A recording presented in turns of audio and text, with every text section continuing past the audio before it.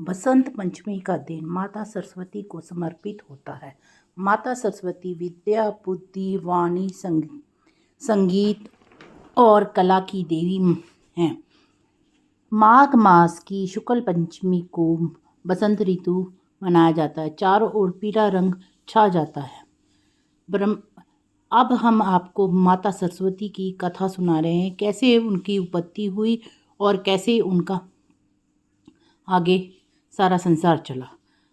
पुरानी कथाओं के अनुसार ब्रह्मा जी ने जब सृष्टि का निर्माण करना था तो ब्रह्मा जी ने आंखें खोली तो संसार बन गया, परंतु उसमें उन्हें ज्ञान, चेतना, वाणी का अभाव हुआ और चारों ओर निर्भरता यानी बिल्कुल नीरस जिंदगी थी। तब उन ब्रह्मा जी ने अपने कमंडल से जल छिड़का, जिसमें एक दिव्य प्रकाश प्रकट हुआ। उसी प्रकाश से माता सरस्वती प्रकट हुई। उनके हाथों में वीणा थी, एक हाथ में वीणा, एक हाथ में पुस्तक और दूसरे हाथ में वीणा, एक हाथ में पुस्तक और दूसरे हाथ में माला थी। माता सरस्वती वीणा का मधुर नाद किया, इसमें संसार में वाणी आई, संगीत आया, ज्ञान आया, बुद्धि आई, विवेक का संचार हुआ। ब्रह्मा जी की प्रार्थना के अनुसार प्रार्थना की कि संसार को ज्ञान से, अंधकार से मुक्त करे। माता सरस्वती से को वरदान दिया कि जो व्यक्ति निष्ठा, शुद्ध मन और श्रद्धा से उनकी उपासना करेगा उसे ज्ञान विवेक की प्राप्ति होगी। बसंत पंचमी को इस दिन विद्या आरंभ संस्कार किया जाता है बच्चों का। उन्हें पहली बार पढ़ना लिखना सिखाया जाता है। विद्या, शिक्षा, कलाकार, लेखक विशेष रूप से माता की पूजा करते हैं। ज्योतिषी, एस्ट्रोलॉजर, न्यूमरोलॉजिस्ट और जितने भी ऑकल्ट साइंस के हैं, इनकी भी सबकी देवी माता सरस्वती हैं। और जितने भी कला का क्षेत्र है उनकी भी माँ सरस्वती है। वाणी का क्षेत्र है, संगीत का क्षेत्र है, ज्ञान का क्षेत्र है, बुद्धि का क्षेत्र है। बुद्धि और विवेक का जहाँ भी ज़रूरत होती है माँ सरस्वती की पूजा की जाती है। और इन्हें पूजा में इन्हें पीले वस्त्र, पीले फूल, पीला प्रसाद दिया जाता है। केसरिया खीर यानी बूंदी का दिया जाता है, बेसन के लड्डू, बेसन की बर्फ़ी और बेसन के बनाए हुए आप हलवा भी माँ सरस्वती को उस दिन भोग लगा सकते हैं। और उस दिन पीले चावल भी, गुड़ के पीले चावल भी घर में सब मोस्टली सब अधिकतर घरों में बनाए जाते हैं।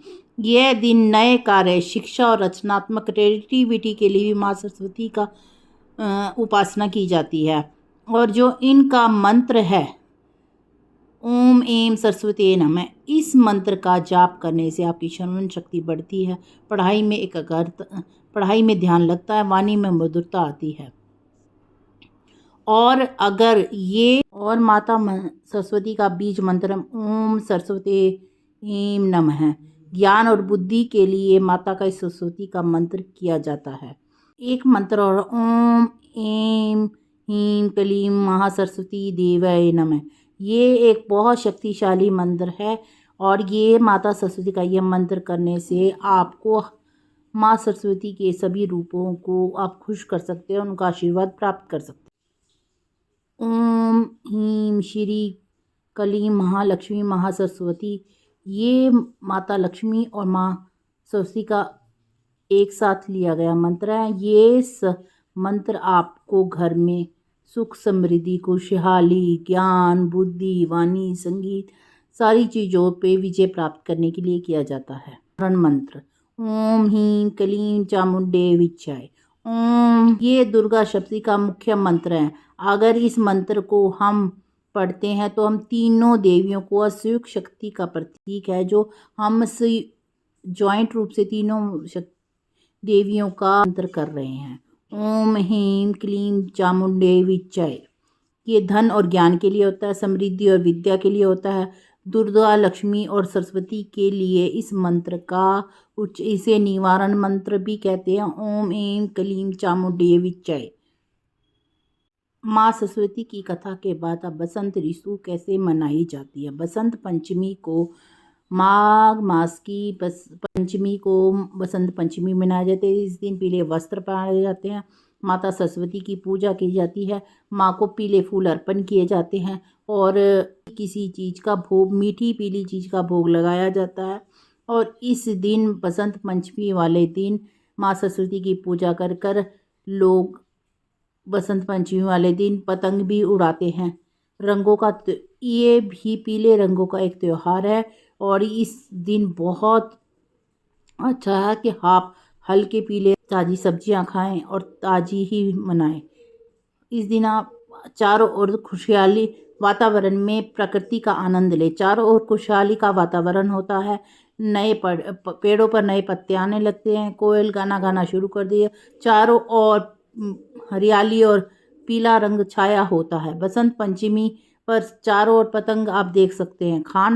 बसंत पंचमी का सर्दियाँ चली जाती है और आप अपनी नियमित दिनचर्या को अपनाएं और नियमित रूप से काम करेंगे तो आपको आपका स्वास्थ्य भी अच्छा सा प्राप्त होगा। माँ सरस्वती की पूजा करने से बसंत पंचमी को आप अपनी स्वास्थ्य, अपनी वाणी और अपने ज्ञान में वृद्धि कर सकते हैं। जिस किसी को भी अपने स्वास्थ्य का नुकसान हो रहा है उसमें आपको माता सरस्वती की ज़रूर पूजा करनी चाहिए। इस दिन बसंत पंचमी वाले दिन प्रकृति के बदलाव में मन में उत्साह और आनंद होता है।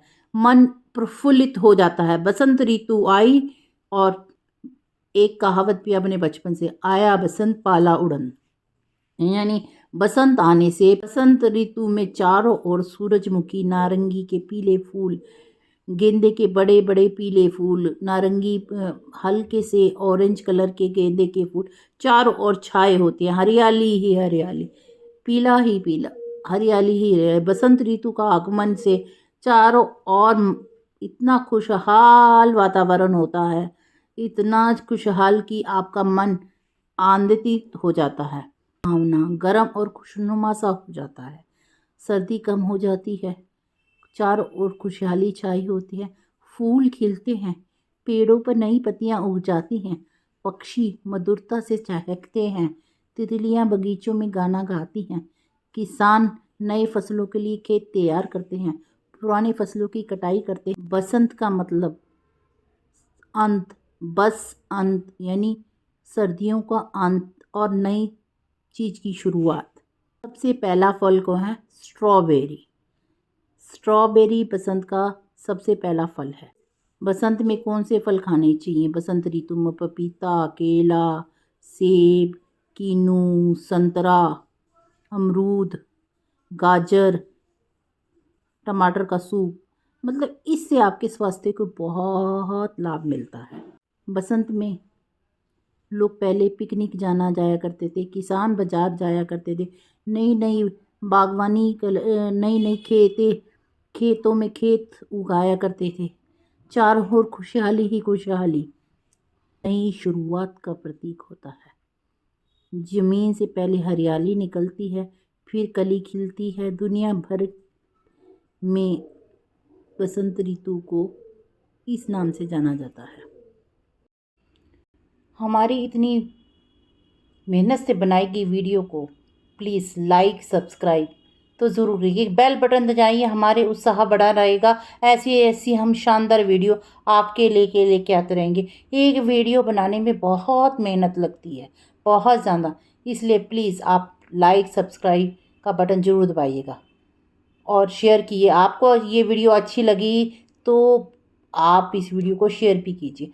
हमारी वीडियो बहुत ही जानकारीवर्धक होती हैं, कभी किसी को गलत राह नहीं दिखाती।